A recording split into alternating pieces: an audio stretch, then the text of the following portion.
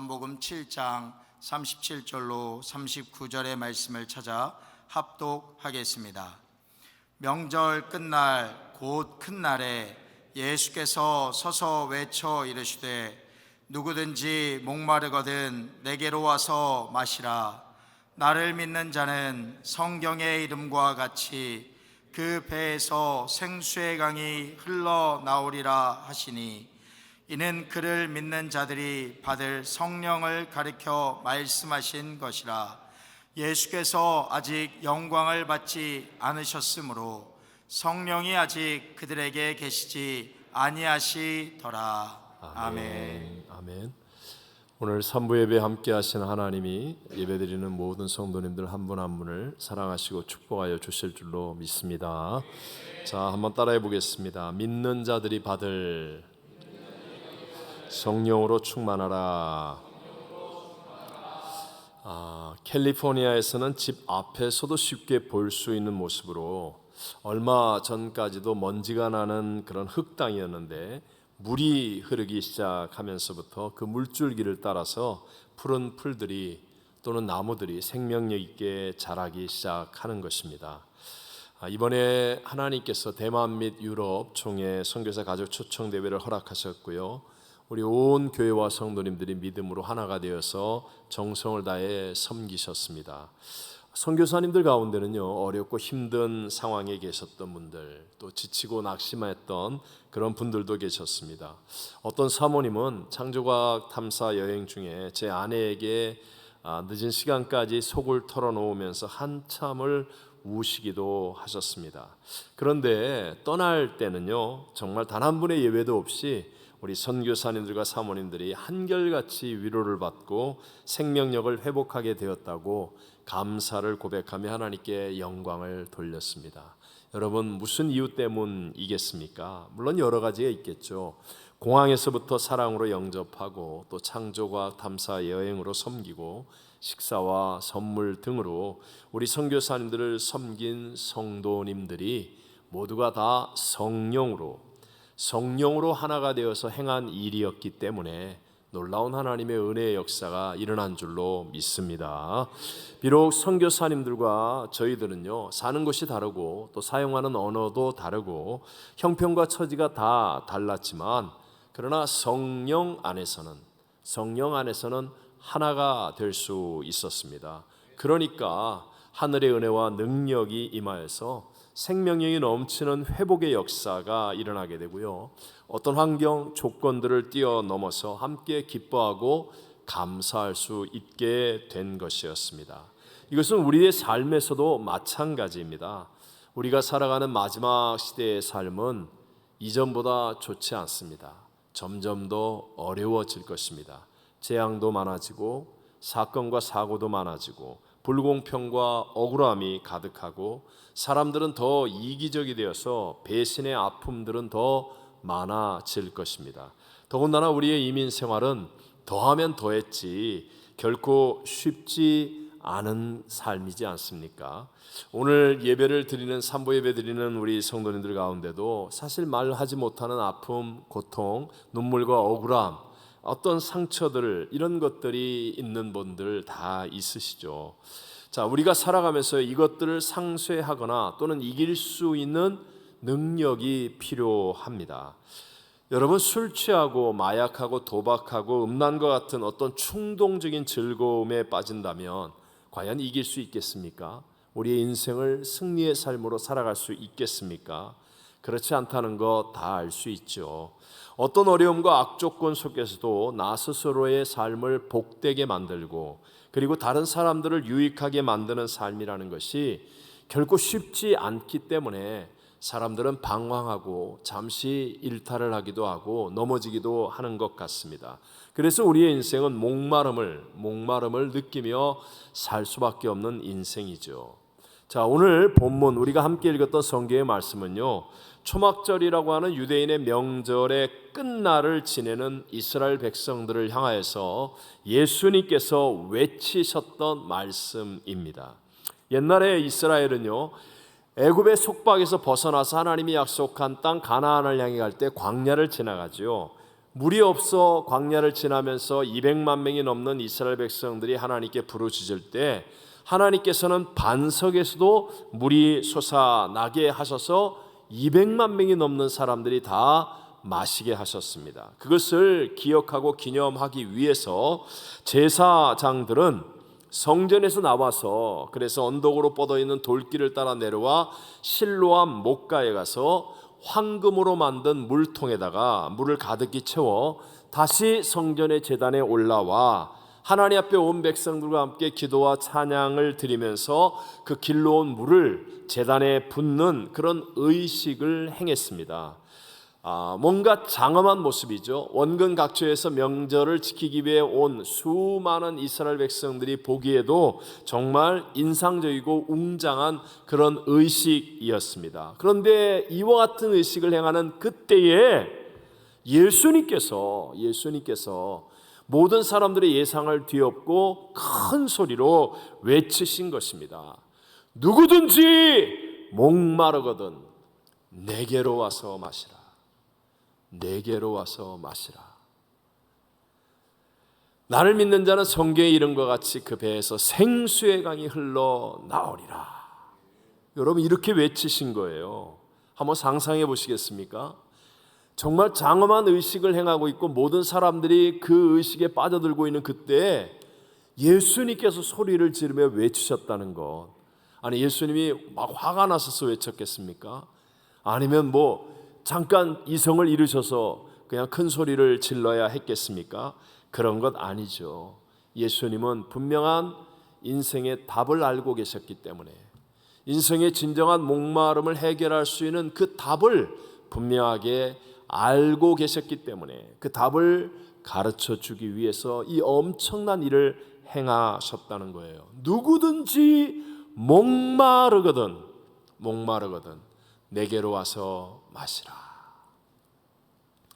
여러분 이 예수님의 어마어마한 외침 앞에서 중요한 질문을 자기 스스로에게 한 번은 던져야 합니다. 나는 과연 지금 목마른 자로 예수님 앞에 나가고 있습니까? 나를 위해서 예수님 그 몸을 찢고 피를 흘려 죽기까지 하신 이 예수님께 나는 지금 어떤 목마름을 가지고 나가고 있습니까? 나의 목마름은 오늘 오후에 노는 거예요. 노는 거. 빨리 예배 끝나고 집에 가가지고 그냥 텔레비 보고 그냥 노는 게 내 목마름이에요. 나의 목마름은 교회 와서 맛있는 밥 먹는 거예요. 오늘 밥이 뭐지?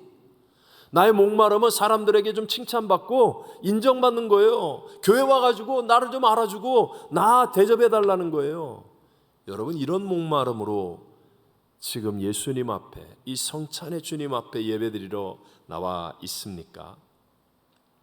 2주 전에 우리 한국에서 박재민 목사님이 청소년 14명을 인솔해 와서 주일 일부 예배를 드리고 하셨어요.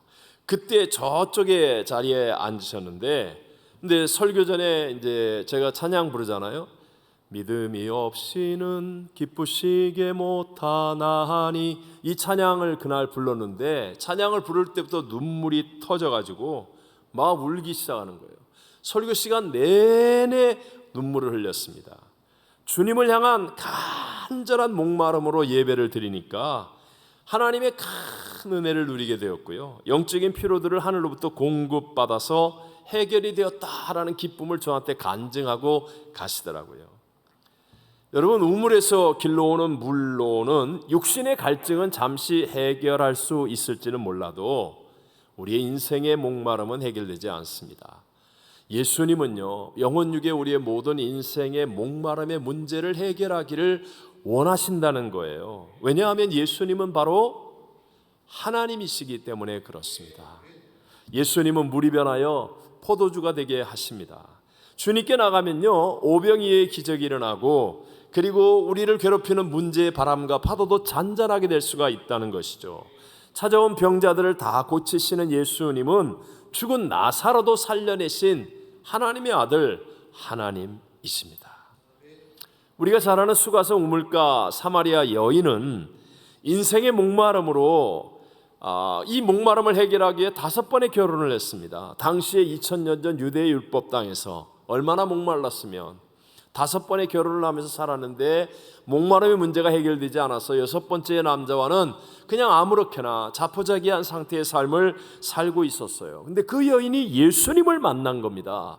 예수님을 만나니까 그동안에 해결하지 못했던 인생의 목마름이 해결되어지고 그녀의 인생은 완전히 바뀌어진 다른 사람을 살리는 사람이 되어졌습니다.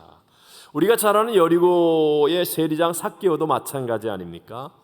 여러 키가 작고 뭐 여러 가지 콤플렉스가 많아서 내 인생에는 돈이 있어야 된다. 돈으로 인생의 문제를 해결하고 목마름을 해결하겠다고 생각하고 남들이 매국노라고 하든 뭐 사람들이 욕을 하든 나는 돈 벌어야 돼, 돈 벌어야 돼 했는데 근데 살아보니 인생의 문제가 돈으로 해결이 안 되는 거예요.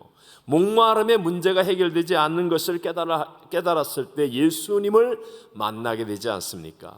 그리고 나서 그의 인생은 완전히 바뀌어지고 역전승을 이루고 위대하고 가치 있는 삶을 사는 사람이 되더라는 것입니다.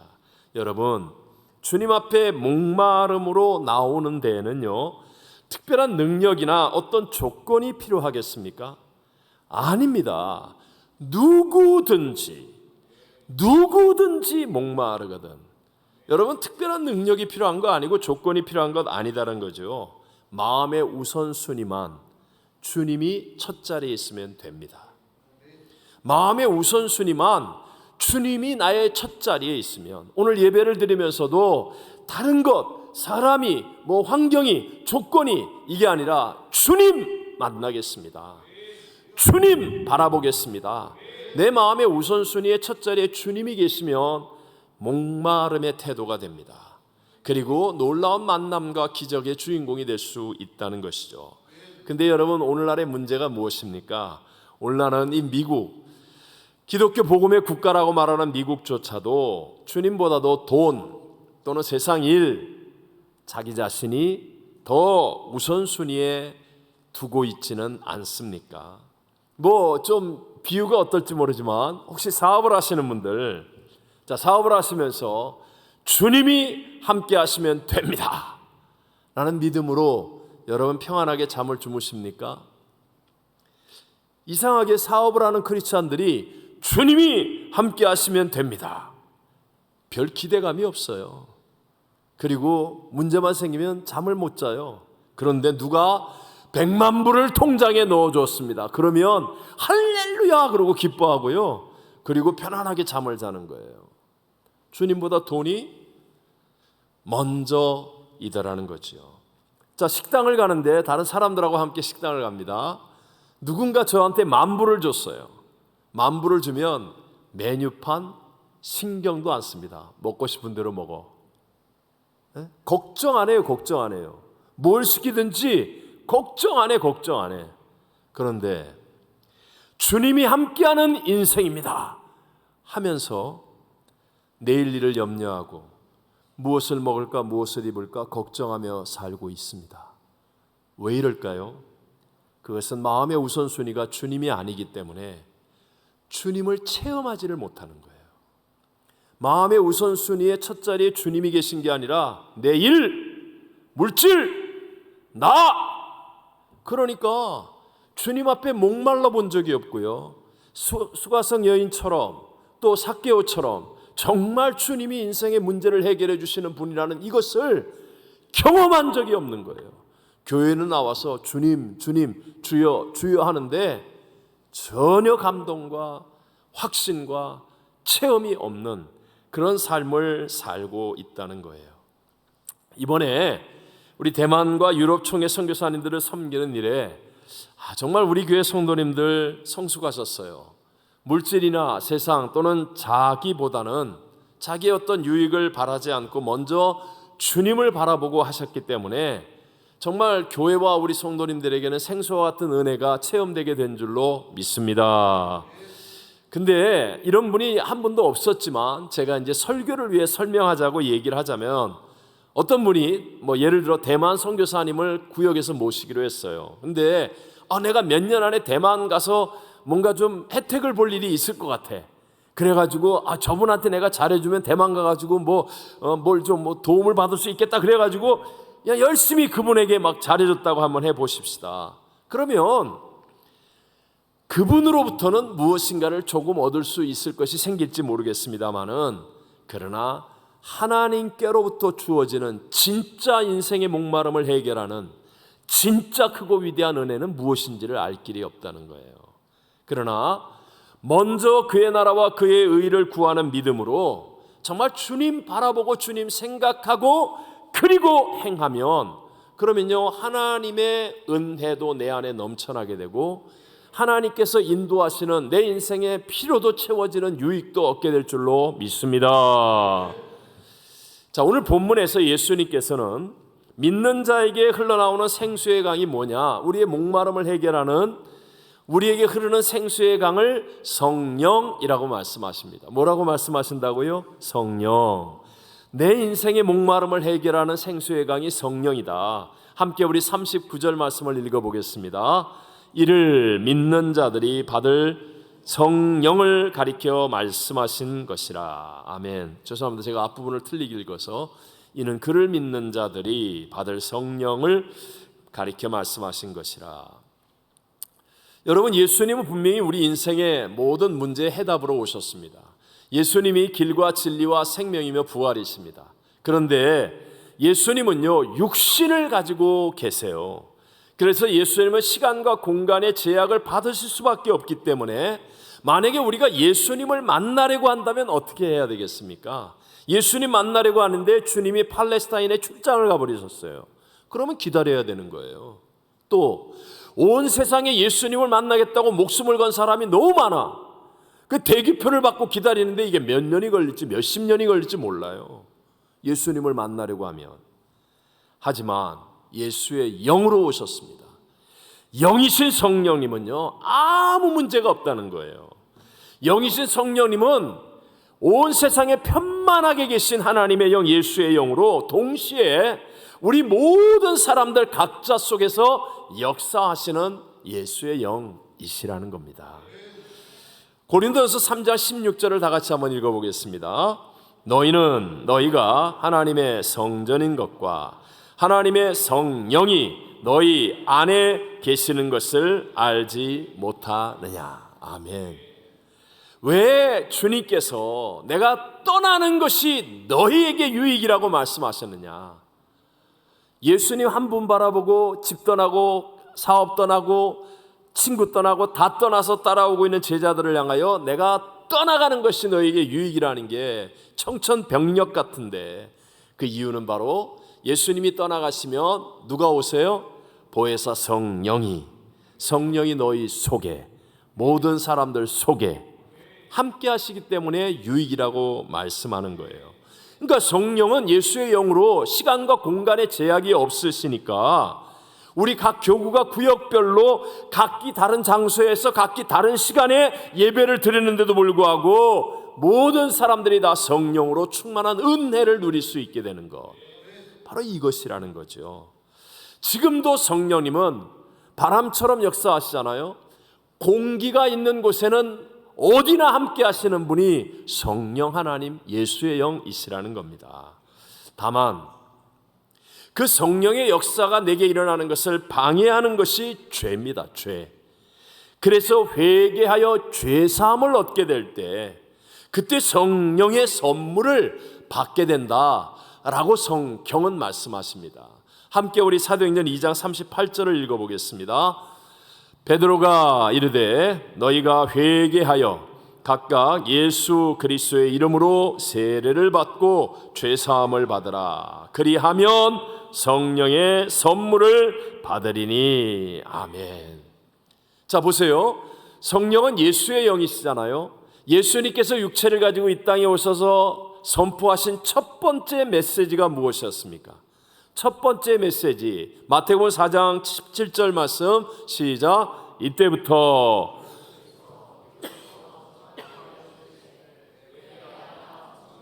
가까이 왔느니라 하시더라. 첫 번째 메시지도 회개하라, 이것이었어요.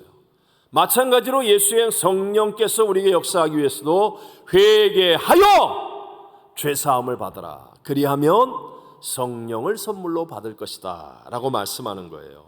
성령은 죄에 대하여, 의에 대하여, 심판에 대하여 책망하시는, 세상을 책망하시는 영이시기 때문에 성령님은 죄와 함께 하실 수가 없습니다. 그래서 반드시 죄사함을 이루는 회개가 있을 때 성령이 내 안에 놀랍게 역사하시는 것을 누구나 경험할 수 있게 되는 것이죠.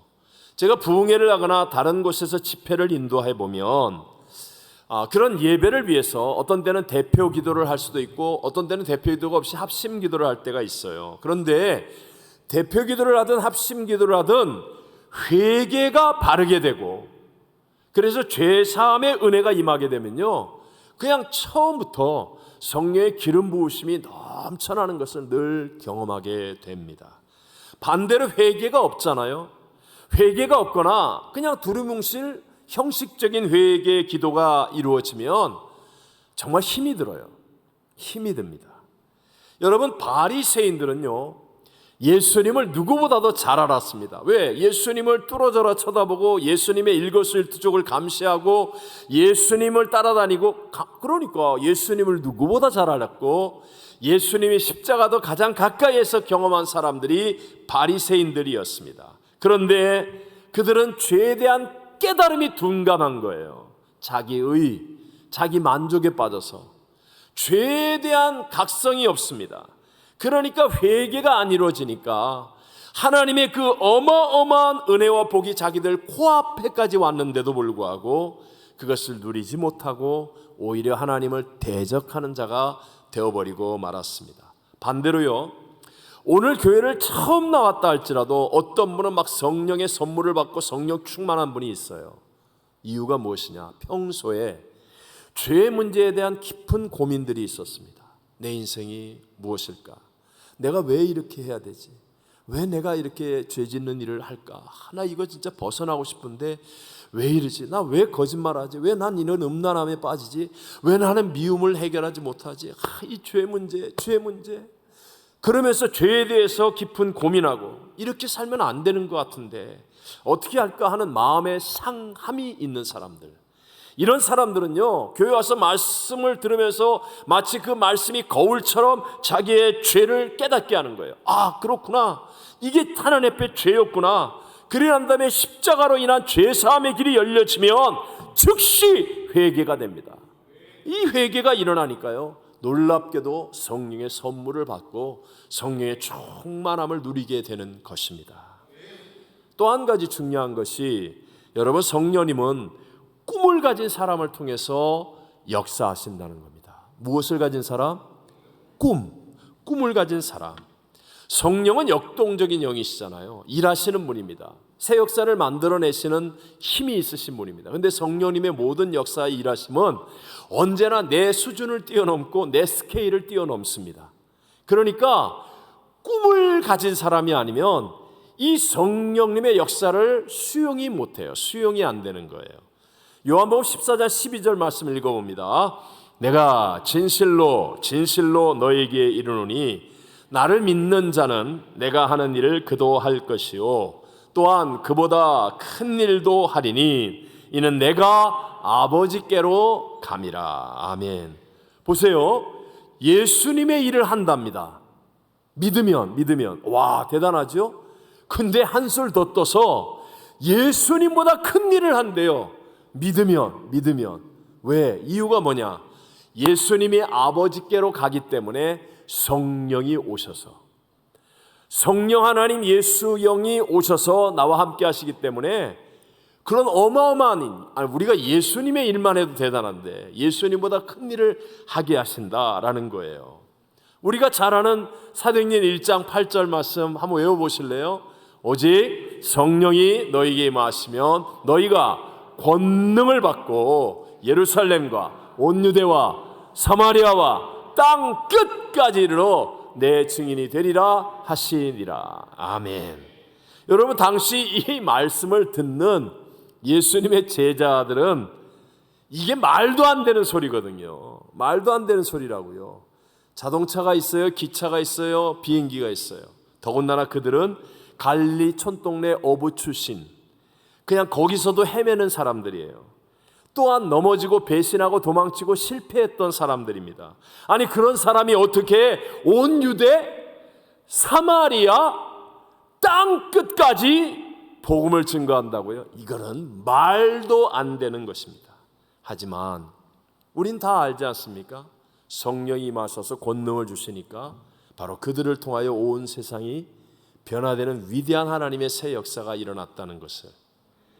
누가 이렇게 성령에 사로잡히고 하늘의 권능을 체험하고 하나님께 쓰임받는 사람이 될 수 있습니까?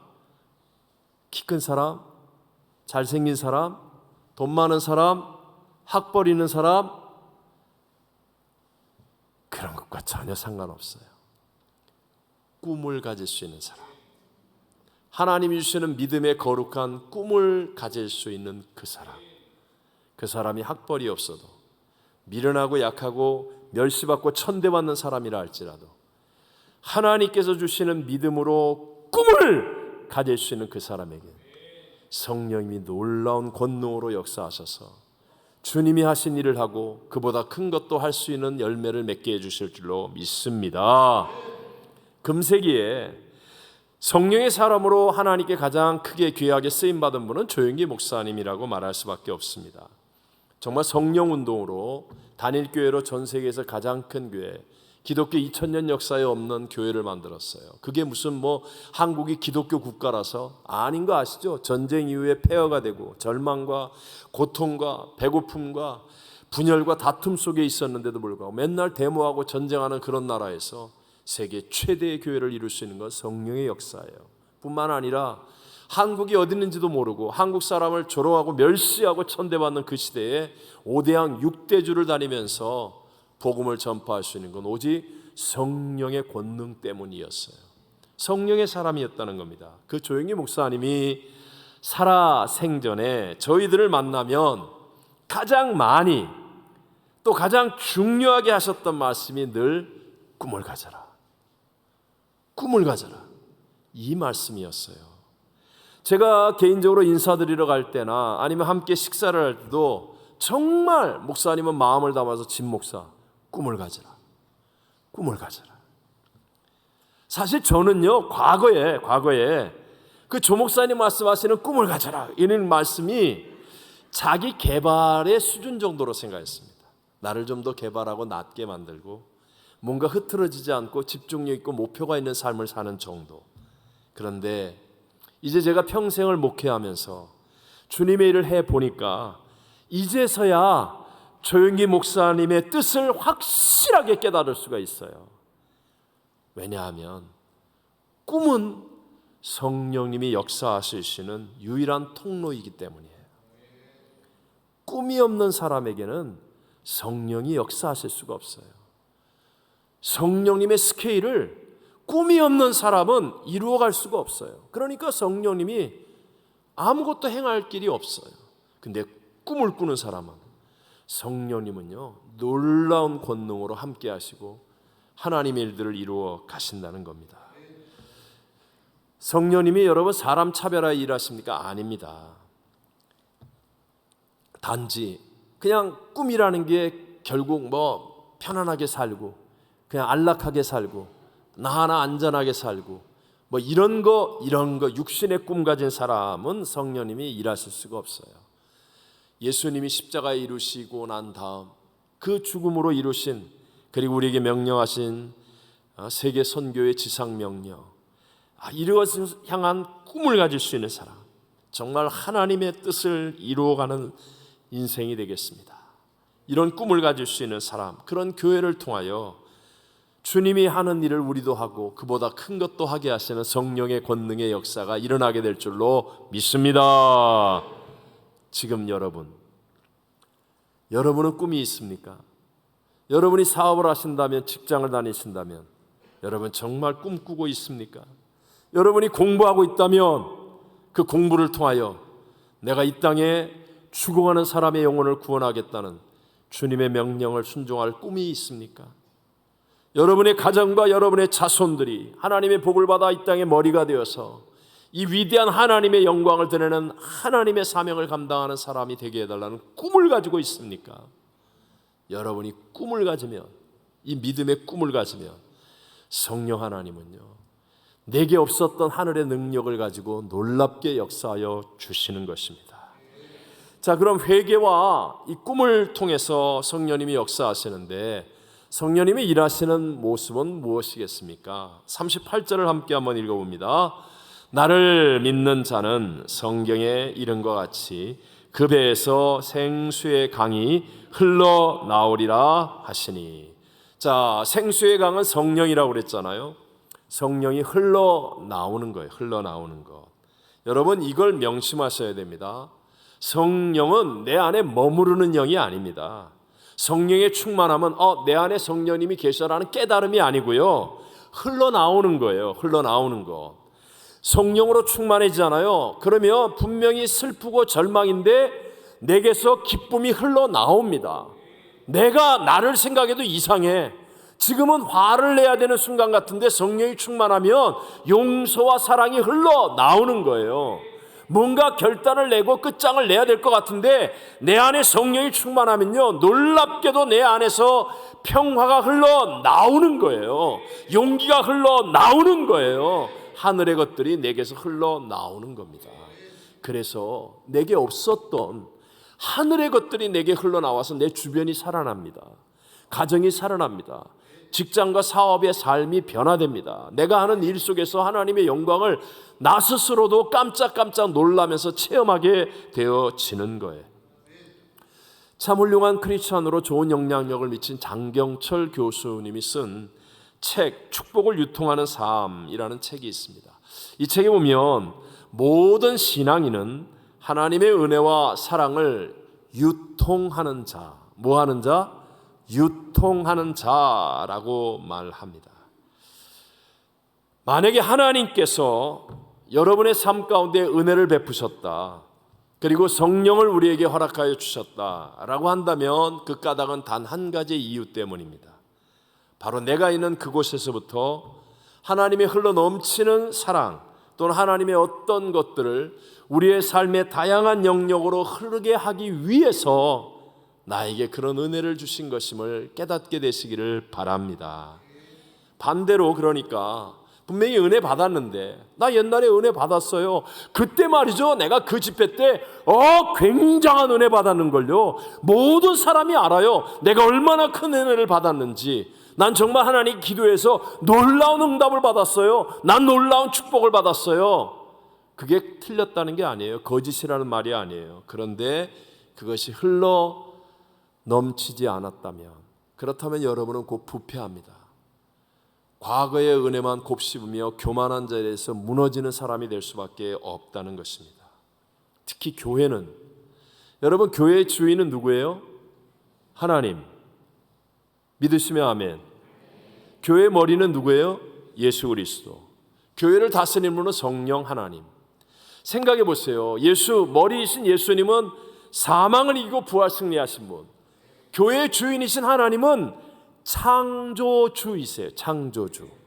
이게 무슨 의미이죠? 교회는요, 창조주 하나님이 주인이 되셔서 축복이 공급되어지는 곳이에요. 축복이 끊어질 수가 없는 곳이에요. 그래서 여러분, 문제를 만나고 어려움을 만나고 정말 죽기 직전까지 가는 사람이라 할지라도 교회 나와 하나님을 붙잡으면 그러면 회복이 되는 겁니다. 왜? 교회의 주인이신 하나님은 창조주, 축복이 끊어지지 않고 공급되어지게 하시는 분.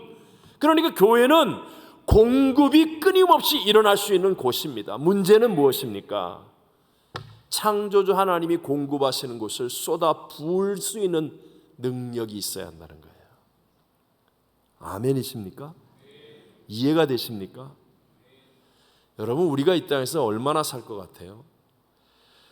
저도 참 많은 사람들을 만나고 많은 분들이 살다가 하늘나라 갔습니다. 수백 수천 명도 되지 않을까? 평생을 목회하면서 장례식 정말 많이 했습니다. 부자도 있고 유명한 사람도 있고 많이 가진 사람도 있고. 근데 대부분이 자기가 가진 이것을 쓰고 가지 못하는 분이 훨씬 많아요. 훨씬 많아요. 소모품으로 내게 맡겨주신 은사였는데 그거 쓰지 못하고 다음에 하다가 딱 하늘나라 갔어. 끝. 내게 주신 건강, 시간, 물질 소모품이라고 맡겼는데 나에게 맡겨주셨는데 그래서 너 하나님의 영광을 위해 영혼 구원을 위해 하나님 나라를 위해 잘 써라. 그리고 내게 맡겨주셨는데 쓰지 못하고 꽉 하고 가는 순간에 나머지 남아있는 것 때문에 자식이 싸우고 이웃이 싸우고 난리가 일어나고 정말 많이 보았어요. 여러분 정말 명심하셔야 됩니다. 정말로 우리의 인생은 내일 일을 알지 못합니다. 하나님께서 우리에게 맡겨주신 것, 내게 주신 은혜, 여러분 옆에 사람에게 어딜 가든지 전하십시오. 내가 받은 은혜를 전하고 내가 믿는 예수를 전하고 내게 주신 은사와 달란트, 시간, 물질 어찌하든지 여러분 쏟아 부어야 됩니다. 흐르게 해야 됩니다. 흐르게. 오늘 오후에는 저희 교회 기도원의 설립 38주년 감사 예배가 있습니다. 이번 주간에는 미국의 오지라고 말하는 알래스카 페어뱅크스에 교회가 설립되고 담임 목사가 취임하면서 또 교회를 구입하여 리모델링하여 예배를 드린 일, 또 예수님만 전하는 GBC 미주 복음방송을 섬기는 일, 이런 일에 우리 교회 성도들의 기도와 물질이 쓰여집니다.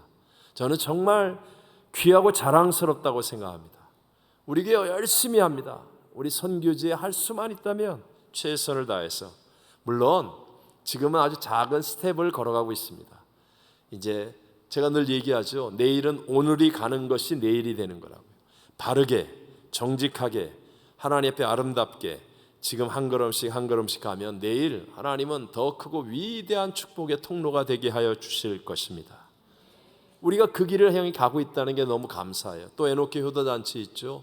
7차 페루단기 선교를 위해서 열심히 기도하고 준비하고 있지 않습니까? 여러분, 이런 모든 일들을 통해서 우리 교회와 성도님들에게 성령님의 생수와 같은 은혜가 흘러서 나와 넘쳐 다른 사람에게 유익을 주는 그런 열매들이 풍성히 맺어지게 될 줄로 믿습니다. 제가 마지막으로 이 성경 함께 읽고 마치려고 합니다. 사도행전 20장 35절 말씀을 다 같이 함께 읽겠습니다. 범사에 여러분에게 모본을 보여준 바와 같이 수고하여 약한 사람들을 돕고 또 주 예수께서 친히 말씀하신 바 주는 것이 받는 것보다 복이 있다 하심을 기억하여야 할지니라. 아멘. 아멘. 기도하겠습니다.